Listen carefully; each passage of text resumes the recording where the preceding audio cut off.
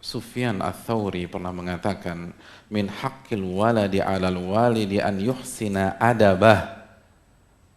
Sufyan Ats-Tsauri sebagaimana yang diriwayatkan Ibnu Abi Dunya, salah satu hak anak yang wajib ditunaikan oleh orang tua, ayahnya dan ibunya, memperbaiki adab-adabnya.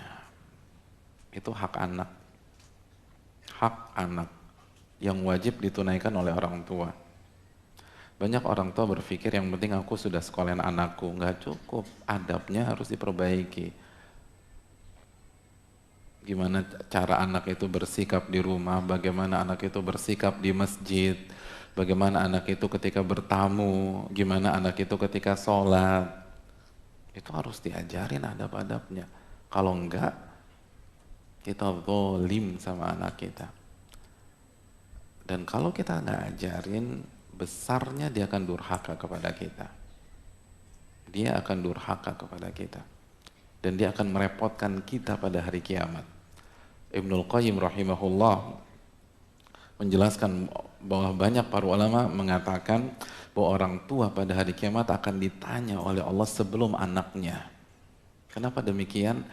Karena mayoritas anak baik buruknya tergantung pendidikan orang tua yang Allah tua berikan ketika dia kecil. Tergantung. Jadi yang bertanggung jawab ditanya duluan. Nah ini banyak di antara kita berpikir cukup hanya mensekolahkan, cukup hanya taruh di pondok.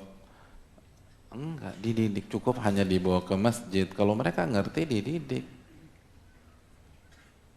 Para ulama dulu membrief anaknya ketika mau pergi ke masjid. Ini rumah Allah, kita harus jaga sikap. Hadirin, kita ke Merdeka Selatan, bawa anak kita yang kecil-kecil itu di briefing. Jangan bikin malu di sana. Jangan sampai diusir sama pas pampres. Itu ke rumah, ke istananya manusia. Masa ke rumah Allah nggak di briefing? Masa ke rumah Allah nggak diajarin adab?